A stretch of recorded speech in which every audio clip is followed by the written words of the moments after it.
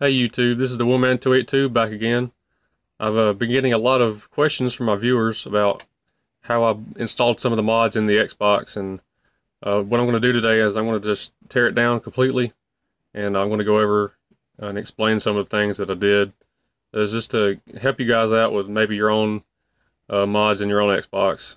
So yeah, I'm just going to take everything completely apart. I'm going to explain each mod and each part, step by step, and hopefully you'll find this video to your liking, and you'll learn something. So let's get to it. Okay, so here we have the case of the Xbox. This has been fitted with a the front panel of the ghost case that I bought. So I'm just going to go over some of the mods I've done to it. Start back here on the back. You see here on the bottom we have the this is the original hole for the Ethernet port that's on the motherboard, but I've also extended it upwards to compensate for the second Ethernet port I added. Right here next to it, this is the reset switch for the gaming adapter. I've just got it soldered onto the shielding here, and drilled a little hole so you can use a pin or something to reset it if you ever had to. Right underneath here, this hole is the hole for the antenna. I had to get another like a pigtail extension or something to make this, to make it reach. But that's the hole for the antenna. This is the this square hole next to it. It's got some orange paint on it from the USB, but this is the hole for the USB port that I installed.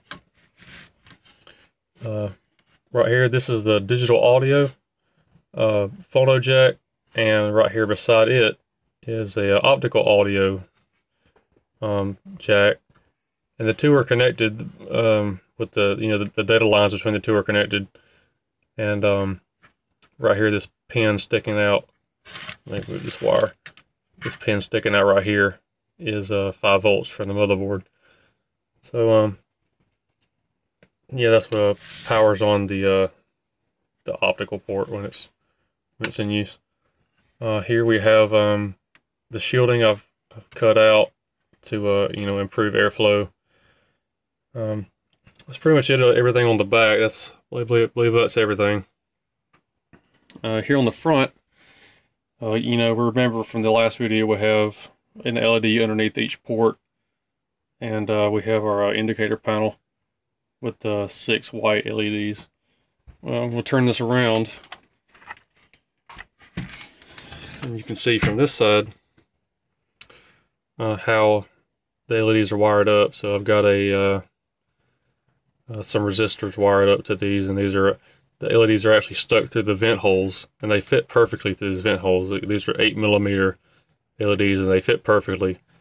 But just to keep them from falling out, they're hot glued in, and you got the various wires coming out, and they go to the respective quick disconnects, everywhere on the motherboard.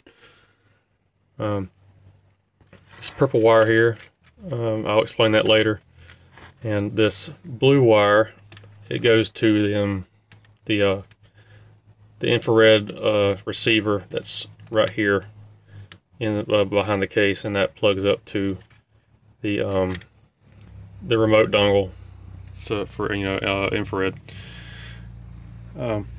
Look here on the back, just give you another view of the back. We've got our optical and digital audio USB, and then the antenna port, and then the reset switch, and then the extended Ethernet hole. So I'm gonna explain this right here. This is kind of like a wiring harness, sort of. What happens is the PSU sits here, and you've got the 5 and 12 volt Molex that comes up through here, and it plugs into this female Molex.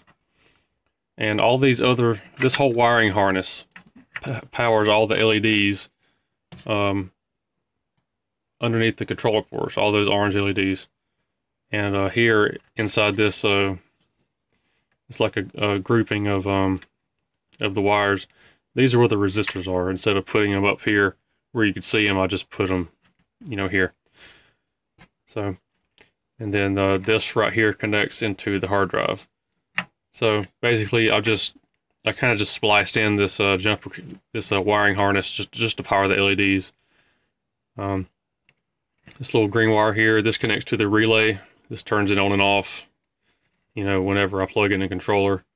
This is a 12-volt power. And this right here, this is a 12-volt power as well. This connects to the lid for the LEDs underneath the Xbox Jewel. So I believe that's everything. We're done with the case.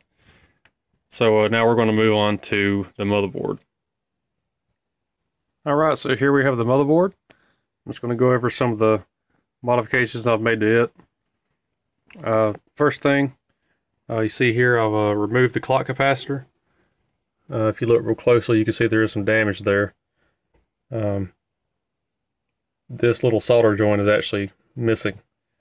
This one's here, but this one's actually been eaten away.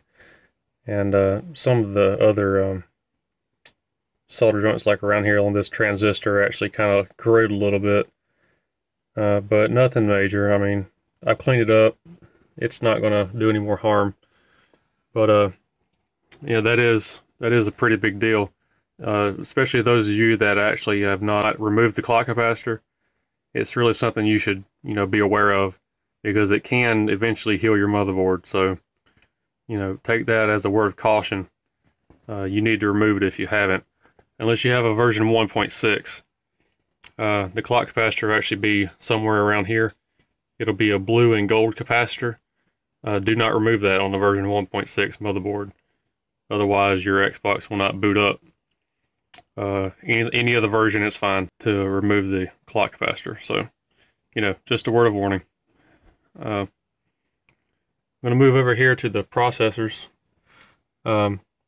This is a version 1.0 motherboard, as I've written right here. It says version 1 X2 5035. That just means what BIOS is flashed to the TSOP here. Just as a reference for me. But this is a version 1.0. Don't be fooled by this heatsink, because this is actually a heatsink off of a broken 1.6 motherboard. So, you know, I replaced the heatsink to improve cooling, and I've also put Arctic Silver 5 thermal compound on both processors, and it runs a whole lot cooler than it did, because Microsoft used some kind of like pink glue or something on the processors, and it just did not get the job done. So Arctic Silver 5 is much, much better. Moving up here, again, this is a version 1, so you got this extra fan 3-pin connector here. I've just bent the leads down because I don't use it, and it gets in the way of the USB port. So yeah, I just bent that one down. The Ethernet port here is actually it's actually supposed to be a panel mount I got off eBay, and it just has a standard Ethernet plug on the other end. We'll turn this around.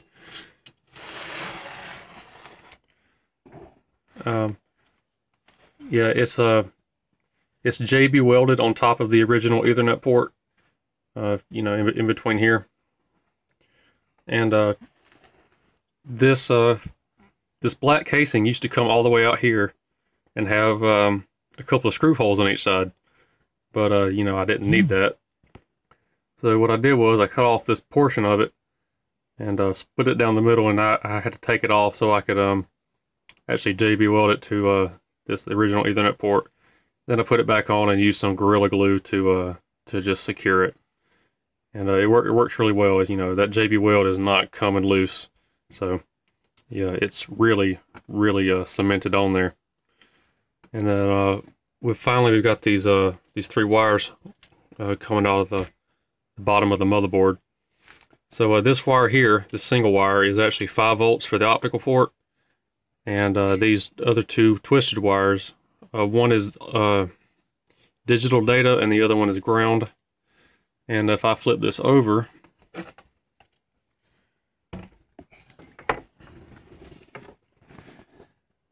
you can see here that this top wire here is 5 volts. It connects to pin 1. And then you've got the digital data and ground. and you've also got a jumper wire here to enable digital audio. So I think that that concludes the mods that I've done to the motherboard. So now we're going to move on to the DVD drive and the wireless gaming adapter. Alright, so here we have the DVD drive. Obviously it's been cut out and painted. So just some tips if you decide you want to paint yours. The manufacturer puts on some sort of enamel coating or something on the metal here, and it does not adhere paint very well. Like, it kind of makes it ball up like maybe some water would ball up on a piece of glass. So in order to make paint stick to this, you either have to use sandpaper to get the enamel off, or you can take it to a bench grinder with a wire brush wheel, and you just wire brush the enamel off of the casing. And then you can prime it and sand it about 3 times, and then you can paint it and sand it about 3 times, and it'll really give you a nice coat of paint on your drive if you decide to do that. For the window, I just used a Dremel, and I actually used a pencil and compass actually to kind of draw the pattern I wanted, and then I used a Dremel to give me a rough cut and cut out the actual piece of metal. Then I used a file to just kind of go along the edges and clean it up a bit. It turned out pretty well. The window is plexiglass. I just cut it out, and it's hot glued to the underside of the drive. I've got an LED in each corner here, inside the drive. It's just wired up to the 12-volt pin on the back of the DVD drive, and there's like a resistor in this vicinity inside that can powers the LEDs. I'm not going to open it up and show you that because it's just so simple. There's really not much to it at all. But I'll show you the 12-volt line and how I did that. What I did, I just cut out a little square piece right there and a little square piece here on the bottom. And I just ran a 12-volt and a ground down to I can't remember what pin it is, but it's the 12-volt pin on this connector, and they run it up to the LEDs. So this right here, I'll go ahead and flip this whole thing over. Well, I'm going to take the drive out of the caddy first, and then I'll explain the gaming adapter. Alright, so here we have the gaming adapter PCB attached to the underside of the DVD drive. I'm going to explain why I chose this adapter and how I went about mounting it, and my theory on how it's going to fit, or how it does fit. The reason I chose this one adapter out of hundreds of other models is because it has 0 buttons except for a reset switch, which was right here. It's very small. This is probably maybe 3 inches wide by 5 inches long, so it's very compact, and it sits maybe 3/4 of an inch high. This with the Ethernet jack being the highest point.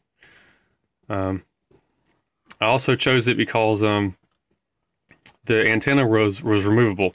A lot of the not new ones, but the newer ones have like the antenna's built into the actual case, and so you're stuck with just a plastic antenna that doesn't have anything to mount to. It doesn't have something like this, like you would have on the back of a router or something. So this was really my main purpose for choosing this adapter, is because it has a removable antenna and the actual mount for it. Some modifications I made to this adapter.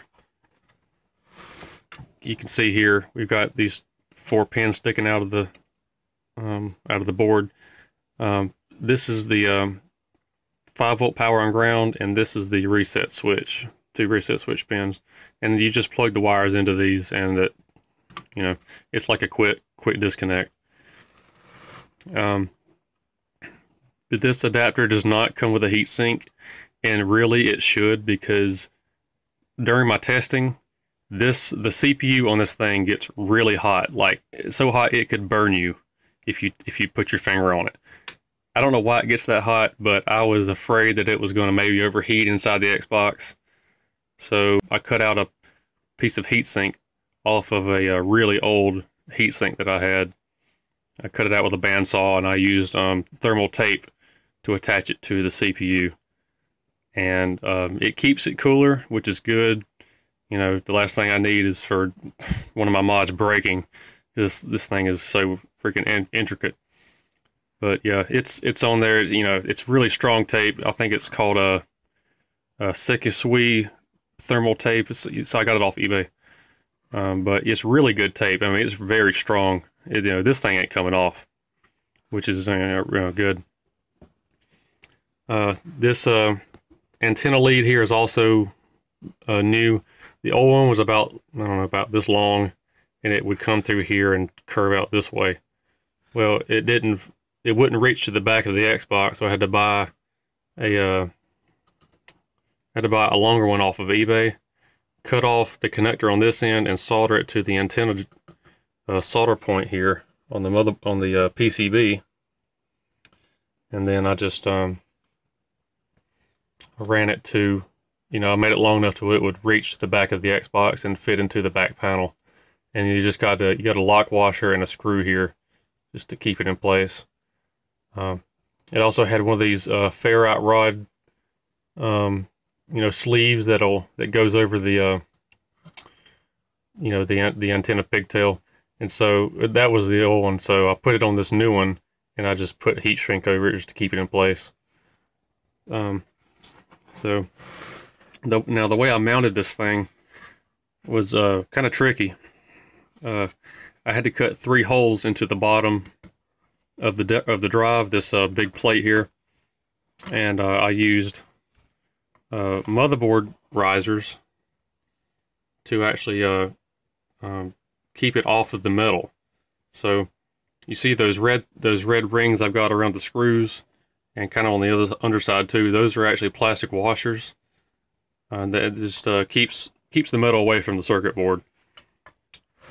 Notice on this one I don't have one because the way this thing is sitting, it would, if I tighten this thing down all the way, it kind of warps the board a little bit, just a little bit. So this screw is not actually tightened down. It's actually kind of, it's really close, but it's not tight at all.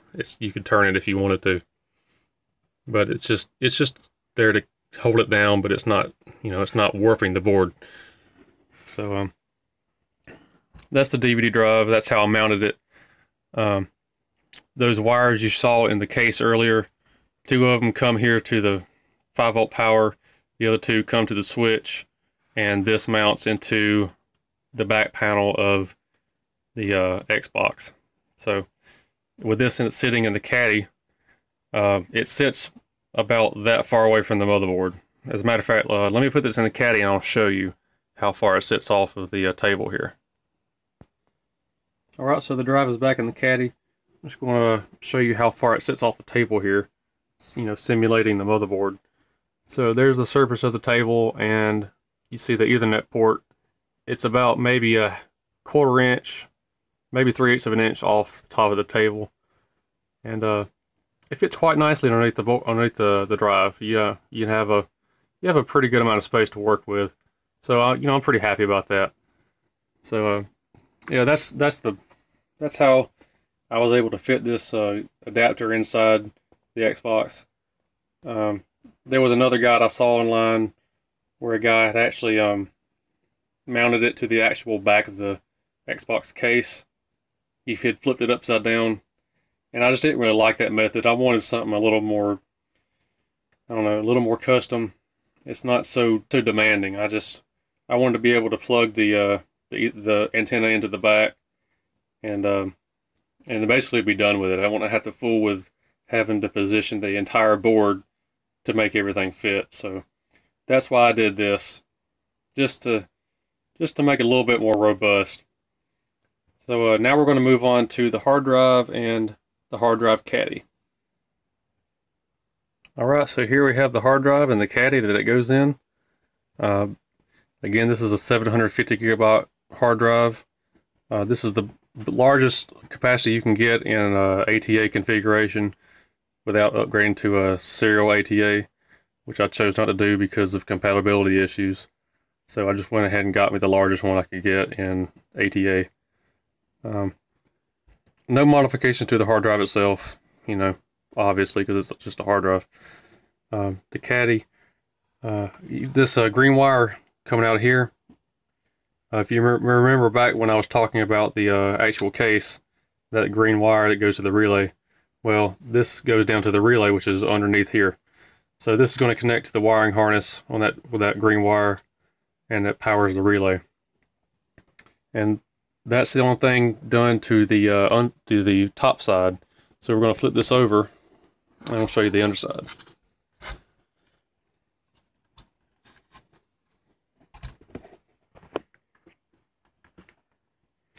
Alright, so you notice this big yellow box here. This is the relay. This is specifically, this is a 12 volt double pole double throw relay. You can use relays smaller than this, but I chose it because of specific purposes inside this Xbox, and I'll explain that in a minute. So basically how this works, you got your green wire here. It goes up through this hole, and that's what powers it on. And then this light wire here, this connects to the shielding on port 4, and I'll show you that later. And this is an infrared dongle, a Microsoft infrared dongle, which is one of these. I just taken out the PCB and used I used a really old floppy cable, like the kind for a 5 1/4 inch floppy drives. Yeah, that one, because it was useless. So I just stripped off a 4-wire strand of it and just used that to wire the this PCB to the relay. You remember earlier when I was showing you the case, that other blue wire, it connects here. This is where the infrared receiver goes, which is this, and this is at the front of the Xbox behind the clear case, and it gets wired all the way to here. So this would normally sit here,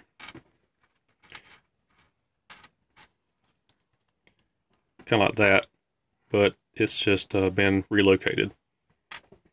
And I've got this PCB inside some plastic just to keep it from shorting out on maybe some other components inside the Xbox. So yeah, it's just been soldered to the back, and it runs up here to the relay. And then this other blue wire here runs out of the relay to this connector, and this connects to port 4, which I'll show you later. Now flipping this around, you see we have the this is a 10mm high computer fan, and what I've done is pretend this hole is right here. So what I've done is I've actually cut off a little bit, like a little semicircle sort of right here on both sides, and so that the circular direction of the fan would fit inside the square and not hinder the airflow. And then I just secured it with some Gorilla Glue. This plugs into a Y splitter. Let me show you. Okay, and it plugs into this Y splitter here. This will plug into the motherboard. This will plug into here, and the main system fan will plug into this other female port. So when you plug this up to the motherboard, both the hard drive fan and the system fan will run at the same speed as whatever the system is set to run at. So what this does, it eliminates that old 12 volt fan mod that's really useless. It makes your fan run at like full speed all the time.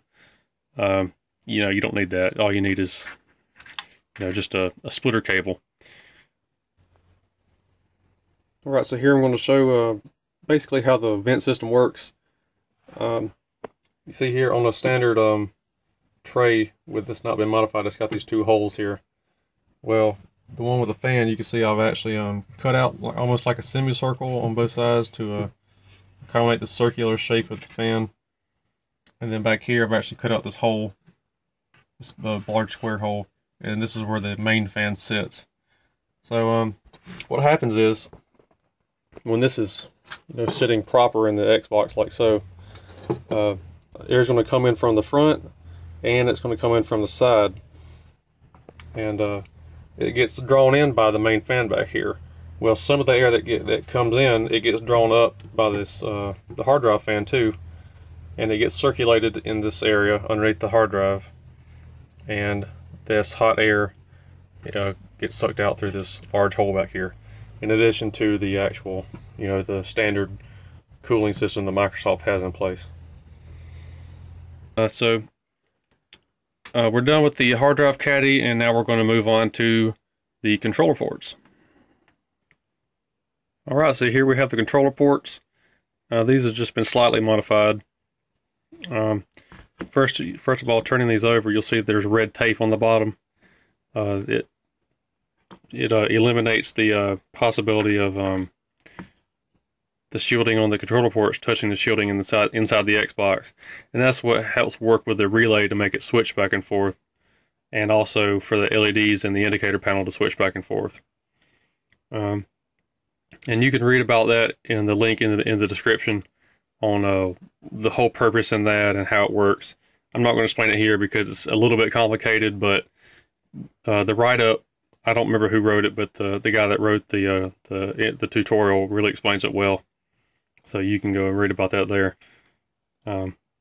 So you notice these two black wires coming off the shielding here.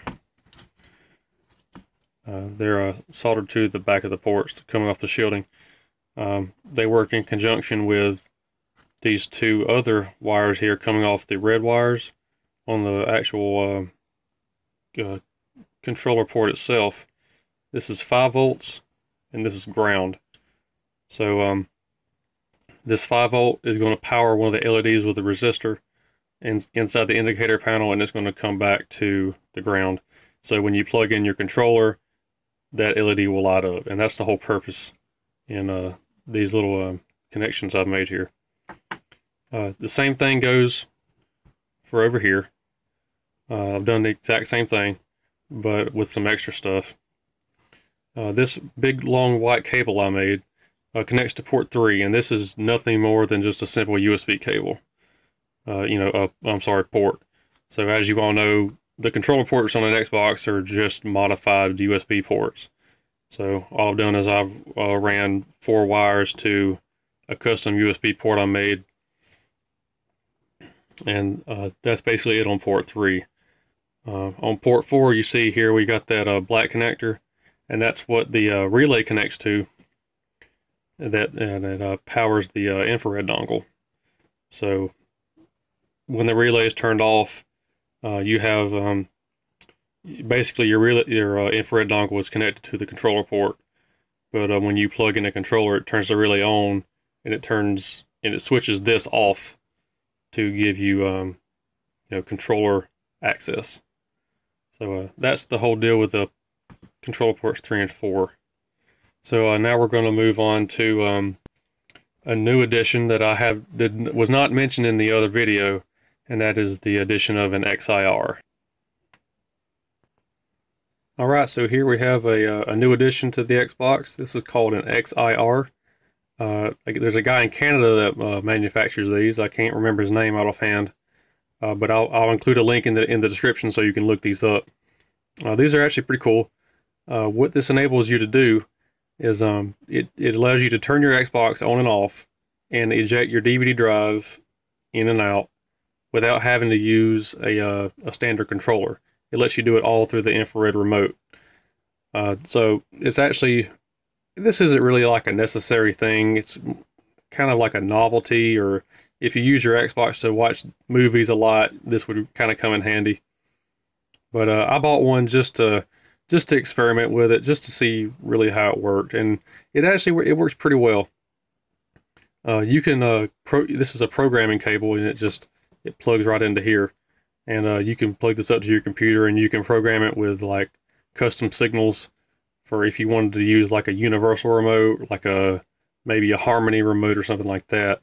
You can actually program it with custom signals to kind of interface better with your entertainment system. So that's a pretty nice feature. But I'm going to explain how this hooks up. Here we have 3.3 volt power, and then a standard 3 volt power. And then here is the connector for the infrared sensor. And I remember when I was explaining the case, that purple wire, well, that's what that plugs into, is the infrared sensor.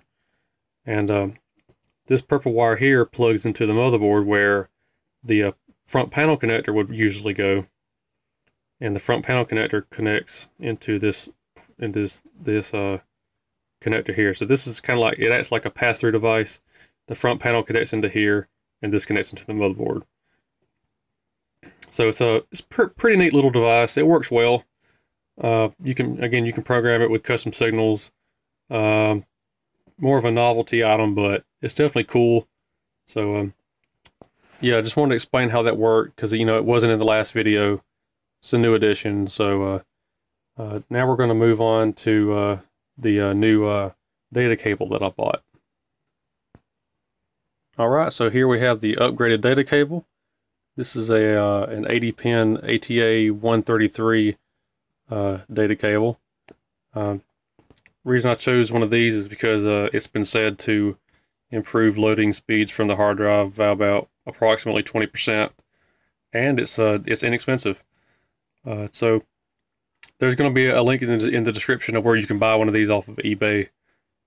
It's maybe $5 or $6. I can't remember right offhand, but it's pretty inexpensive. One thing to note is that in order to get this to fit inside your Xbox, you have to fold it a certain way, and so that's going to be in the description too. It's going to be a website that shows you how to fold one of these in a certain fashion to make it fit inside. So yeah, just be aware of that. The reason that it's strange that you have to fold it a certain way is because this middle connector is actually turned backwards on the old cable, and whereas on a standard PC cable it's turned the correct way. So in order to get it to fit, you have to bend it a certain way. But yeah, I went ahead and installed one of those.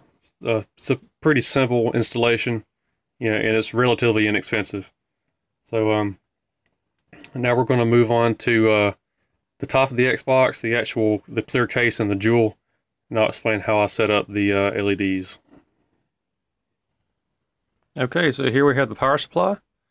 I haven't really done anything to it except there's a little 3 volt standby, or I'm sorry, 3.3 volt standby, and just a positive 3 volts that goes to this little connector here, and this plugs it to the XIR to give it power. Other than that, this is basically unmodified. Alright, so here's the top of the case.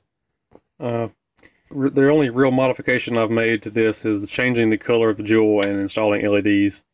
And I've also put the sticker back here for the wireless gaming adapter. Now, as a word of caution, these I'm not knocking the manufacturers or anything, but the plastic is a little bit cheap and it's fragile. I don't know if you can tell right here, but there's a crack that's been there a while. When it's installed on the Xbox, you really can't even see it because the LEDs are distracting you. You're looking at all the lights instead of this crack, but it is there, so just be warned if you buy one of these to be extra careful with it. It's treat it like glass because they are fragile. The jewel, this is how I painted the jewel. There's a product here in the States, if you don't live in the United States, it's a product called Brasso, and it's a polishing compound for fine metals like silver and brass, and for silverware and things. But it works really well to remove the paint. So takes the Brasso in a rag, and you clean the green paint off of the jewel, being careful not to get it inside the silver lettering, because you don't want that to come out. And then what I did was I took some fine grit sandpaper, sanded the bottom of the jewel very gently, made sure there was no dust, and I applied a few coats of orange paint and let it dry and cure. And to secure it to the case, I found out you cannot use hot glue, because for me it popped off 3 times. You know, every time I use hot glue it pop off. So actually what I had to do was use Gorilla Glue.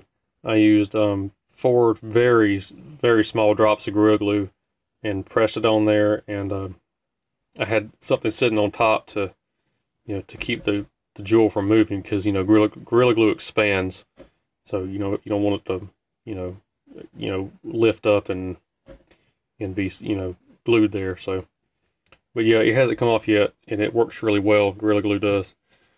So I'm going to turn this over, show you the LED setup. So we've got 8 5mm LEDs, orange color, arranged here, and I've got 4 resistors with a 12-volt line coming in. So one resistor is going to power 2 LEDs, and I've also got a common ground just wired in. So that's basically all there is to it. You know, just the resistors and some LEDs. It's not much to it. And we have this connector here. This plugs up to the wiring harness I showed you earlier. That that 2-pin thing coming off the wiring harness. And here on the back, we have the wireless gaming adapter sticker. You know, right there. So I just attached that with some double sticky tape, took it off the back of the bottom of the gaming adapter, and I just I lined it up and stuck it to the back of this thing. So that's all there is to it on the case. Again, be careful if you buy one of these. They are, you know, quite fragile, so, you know, don't do what I did and put a crack in it. So I'm going to go ahead and reassemble the Xbox, and we're going to move on to the back of the console, and I'll explain how the Ethernet jumper and the antenna works. Alright, so I thought I'd just show you guys a quick peek on how I go about wiring this thing up, you know, since it has all these mods. So I'm just going to kind of briefly show you what I do and how I do it, just to keep everything organized and make everything be able to be removable.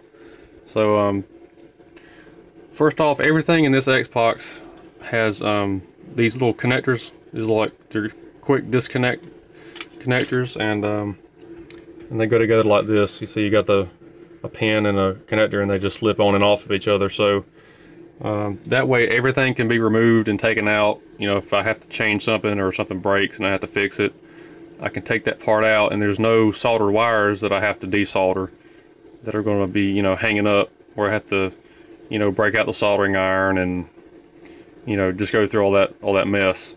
So yeah, so like for the Ethernet, the gaming adapter reset switch, the gaming adapter power, all the LED wires, yeah, it's all quick disconnect. So that's, you know, it's incredibly useful. It really beats having to go in and desolder something if you have to fix it. But yeah, and the Ethernet cable, the extension here, I just have it run in, you know, in a loop, and it just sits right here, and the actual adapter lays in this section here, and it just plugs right in there. But yeah, that's just a little peek inside how everything gets organized. Okay, so at this point I'm about to install the DVD drive. The reason the hard drive is sitting upside down, laying on the edge of the case, is because of the infrared dongle is tucked here behind the controller daughter board, and it sits underneath the drive, the DVD tray, and it's just tucked in there, so I can you know, install it before I install the DVD drive. So I've got the, you know, because it connects to the relay, so I've got this sitting up here in the meantime. One thing I forgot to show you, or forgot to install in the last little part, was this. So it's a Y splitter cable for the two fans, so that they both run at the same speed. The hard drive fan will plug into here and it'll run at the same speed as the system fan. This looks like a complete disaster with all the wires going everywhere, but it's actually well organized. Firstly, the Ethernet cable, since it's the heaviest, it gets put on first, or it gets laid in first, and then you've got the wires to the LEDs, the Y splitter cable, and the wire for the USB port gets laid on top of that, and then you've got these two wires here for the power to the gaming adapter, and you've also got the reset wires on the very top. So when I install the disk drive, I can just wire it right in, plug this in, and it'll be good to go. Okay, so here we have the relay system and the hard drive mostly installed. You see here I've connected the infrared dongle that goes from the relay to the actual controller port wires. This little connector here, it goes up to the relay, and it goes back down to the infrared dongle. Right here you see these small twisted pairs here. These go to the LEDs in the indicator panel, showing you if whether either port 4 or the infrared dongle is connected. This is a ground wire that goes to the back of port 4 to activate the relay. And I believe that's it. I'm going to go ahead and install the hard drive, and I'm going to plug this fan up, last thing, and we'll have the wiring harness to install. Okay, so right here I've just got the DVD drive propped up. I'm going to show you the gaming adapter on the other side and how it hooks up. So I'm just using a flashlight here. You see the two, the blue and the white wires. That's the reset switch, and it just connects right onto the pins that I've soldered onto the board. And the same thing with the power and ground, the red and white. And you see it's just mounted on the underside like that. And then you've got the Ethernet cable running in and plugging into the adapter. So that's about it. That's just kind of an installation shot, because it's once it gets installed, it's going to sit right here in front of the GPU in this vicinity right here, and it's just, yeah, it fits in there pretty nicely. So yeah, that's just a kind of a peek on how it actually fits inside. Okay, so there's the hard drive installed along with the wiring harness. Here it's installed as well. See here that the Molex from the power supply plugs into the wiring harness, and it sends power back down this orange cable. And then right here you've got it plugged into the hard drive. So only thing left to do now is install the data cable and put the case back on and plug the lights in the case up to our little 12-volt connector there. Also, you see this green wire here, that's the relay connected to 12 volts. So it'll work as well. Okay, so assembly is mostly complete. All I've got to do is install the antenna and the Ethernet jumper here. I'm just going to show you what kind of antenna came on the gaming adapter when I bought it. It was one of these little dinky little 2 decibel antennas. I mean, it's standard. This comes on all the internal wireless cards and the older gaming adapters and stuff like that. But it just connects right on there. It screws in, and it's it works okay if you're close to your router. Not much gain to it, so obviously I've decided to upgrade it to a 5 decibel antenna.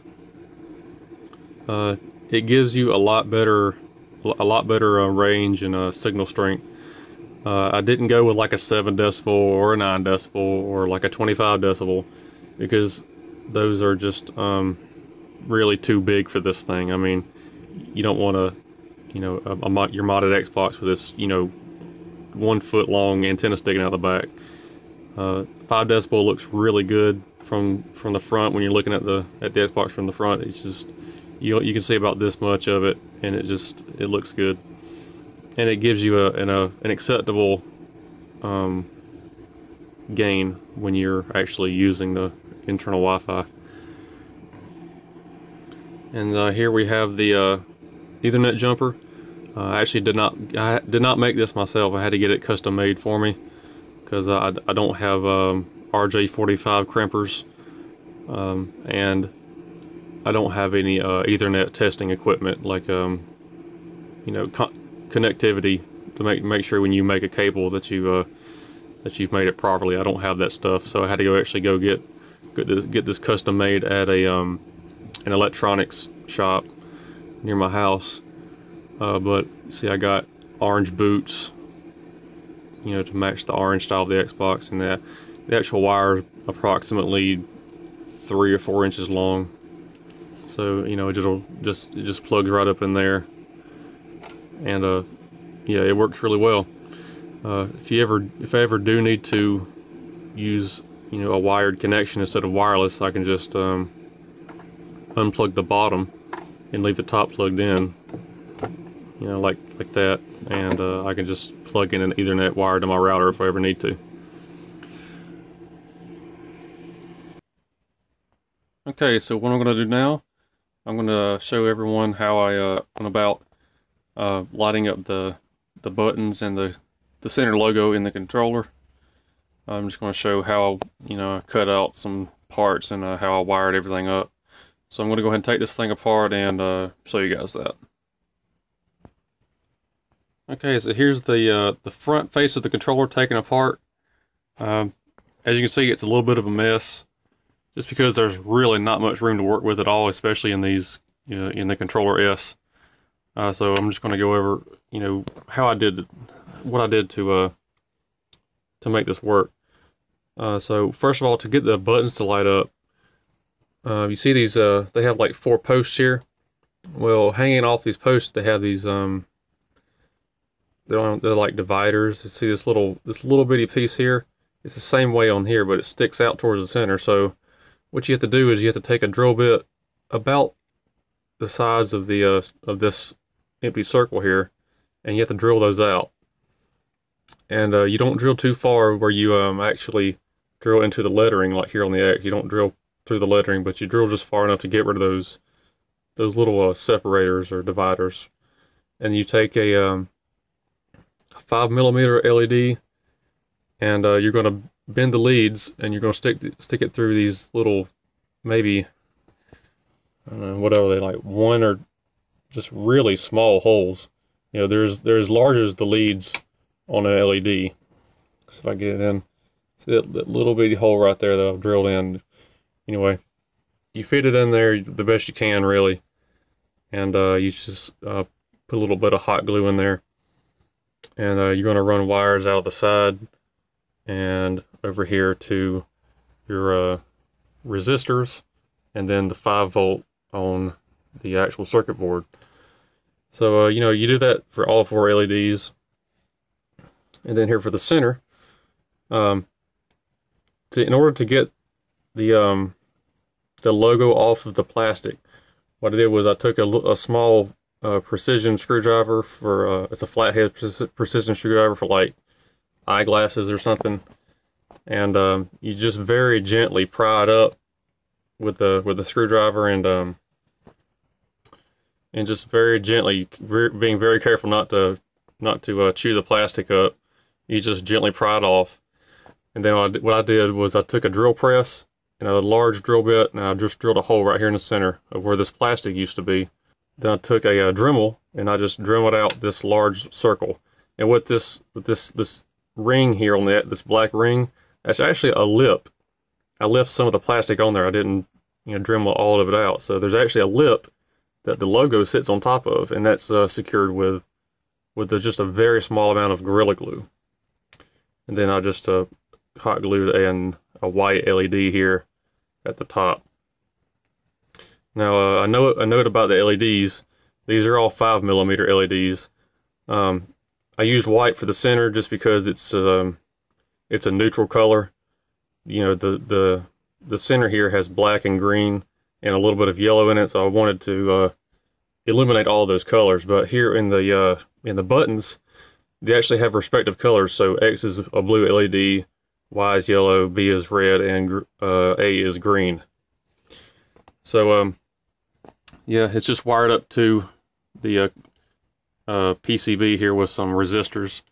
Give it the correct voltages, and each LED has its own resistor. So there's no series and no parallel, circuits here. So the reason for that is, since these are different colors, they have different values, I guess you'd say. It's like they have different ratings, so they don't all consume the same amount of power. So I've already tried this. If you try to wire them up in series or try to wire them up in parallel, only maybe one or two will turn on, but the other ones won't, because they have different ratings.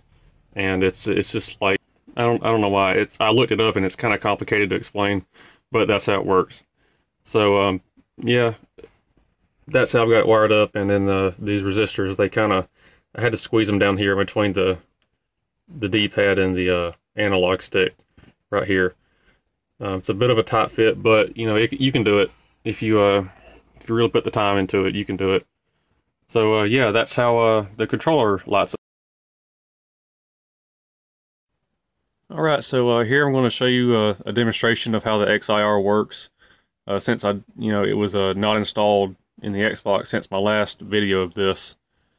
So the Xbox is plugged in, and the XIR runs off of a 3.3 volt standby on the power supply. So it's programmed to work with the DVD remote. You can program it to work with any other remote, really, or any infrared signal. But I'm just using its standard setup here. So it comes pre-programmed to use the display button here for power.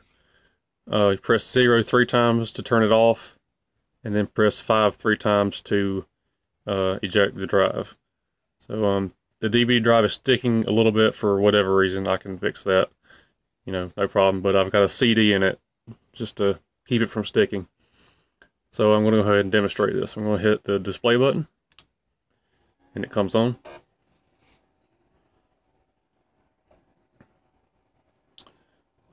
Hit 5 3 times, and it'll eject the disc. Just like that. And then I can do it again. Disc goes back in. And then hit 0 3 times to turn it off. Just like that. So, if you watch a lot of DVDs, or if you stream movies onto your Xbox, it could be a useful thing to be able to control everything with the DVD remote. But otherwise, it's just kind of like a novelty thing. But it's pretty cool. I enjoy using it. So yeah, that's the XIR and how it works. All right, everything's put back together and we're done. So I hope you guys liked the video. I hope you found it very informative, because I know a lot of you have been asking for me to make a video, something like this, that shows how I went about constructing and installing the mods. So maybe this will give you some inspiration for your own Xbox. So in the meantime, I'll catch you guys later.